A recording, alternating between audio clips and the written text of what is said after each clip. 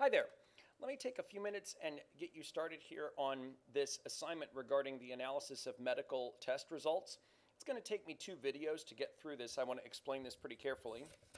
So first of all, if you haven't done so already, pause the video and carefully read the first part of the question here. It's important that you understand the context because this has a very practical implication. If you're having testing for any type of medical condition, if the test result comes back positive, indicating that you may have that condition, understand that you have to be careful interpreting that result. And sometimes doctors, especially if the situation is serious, they have you retest. So this scenario here gives you this particular example gives you a good idea of why that retesting is important. So the context of this test involves the test for, it's called an Eia test. It is a test for the antibodies that are in your bloodstream if the HIV virus is present in your bloodstream. That's the virus that leads to AIDS. So understand, regarding the test, these are approximately the probabilities, the types of test results that you will get based on whether the HIV antibodies are or are not present in your blood. So these are pretty close to reality. It's footnoted in your book, actually, if you want to take a look at it. So the probability of a positive test result under the condition, given that the antibodies are actually present in your blood, is 0.9985. That seems like a relatively reliable result. So the likelihood of a positive test, if there are no antibodies in your blood, we wouldn't want this to happen. That's a relatively small probability, 0.006. Good idea. So the probability of a negative test result under the condition that the antibodies are really present in your blood, again, this wouldn't be a good result. This wouldn't be a very reliable test. This would occur only about 0.0015 with that probability. And frankly, that's good here because this is not an outcome that I'm interested in having happen if I have a test that I think is reliable. So here, the probability of a negative test result, if in fact there really are no antibodies in the blood, again, that's a relatively high probability, 0.994, and that's a good thing. That suggests that this test is doing what it's supposed to be doing. So be it. That doesn't mean, though, that we can just trust the result that we see. Because understand, ultimately, if you turn this over, ultimately what you and your doctor, if you're taking any type of test, it certainly doesn't have to be a test for HIV, it can be a test for all kinds of situations. So the real medical question is, what's the probability, and again, we'll take this context here, we'll take the HIV context here. What's the probability that you actually do have the antibodies in your blood, given that you've seen a positive test result? This is really the interpretation that's important to patients and doctors. This is not what we have on the front. This we're going to have to calculate.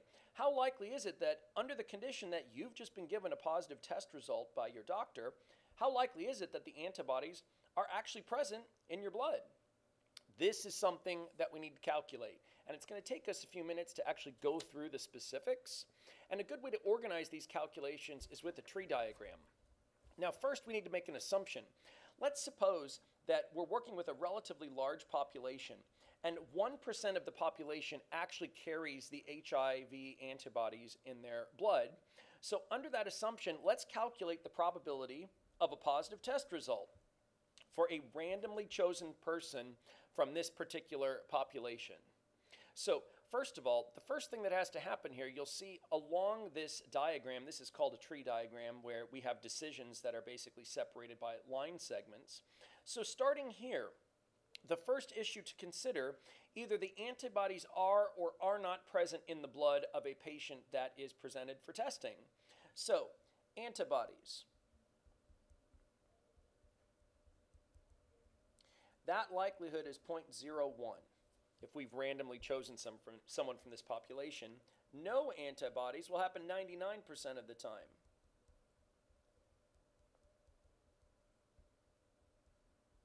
Now, understand, if a patient with the antibodies in their blood presents themselves for testing, there are 2 test results that occur. Starting here, you could have a positive test result, or you could have a negative test result. So look, under the condition that the antibodies are present, so that's our given, what's the likelihood of a positive test? Well, that's this probability right here. Under the condition that the antibodies are present, the likelihood of a positive test is 0.9985. So I'll write it along that branch of the tree. Same thing, if the antibodies are present in the blood, what's the likelihood of a negative test? Well, under the condition that the antibodies are present, here's that condition, the likelihood of a negative test is 0.0015. So we should write that along the corresponding branch of the tree diagram. So the other thing that could happen, the patient could present themselves and not have antibodies in their bloodstream. Fair enough. You could still get a positive test or you could still get a negative test. Here are the likelihoods. Both of these likelihoods depend on the condition that there are not antibodies present in the blood. So no antibodies, the likelihood of a positive test, no antibodies is the condition, positive test, 0.006. No antibodies, the likelihood of a negative test, here we go, over here. No antibodies, the likelihood of a negative test, 0.994. Now, we've organized our probabilities along our tree. What I want you to recognize then is ultimately what this branch of the tree represents is the result antibodies and a positive test. That's really what this branch of the tree represents. And the way to calculate that is to use the general multiplication rule. The likelihood of having the antibodies in your blood and having a positive test, well, first of all, the antibodies have to be in your blood. And then we're going to multiply that by the probability of a positive test, given that the antibodies are already present in your blood. That was the first probability that we had. That's the general multiplication rule for creating the probability of this event. So all we have to do then, those probabilities, the probability of antibodies are 0.01. The probability of a positive test given antibodies present in your blood is 0.9985. So the nice thing about a tree diagram is to get this probability, you just multiply along the branches of the tree. 0.01 times 0.9985, that gives us a probability of 0.009985. And that is the probability of antibodies in the blood and a positive test result. So we're going to follow the same procedure then in order to calculate the probabilities along the other three branches of the tree diagram. In order to do that, click on the next video.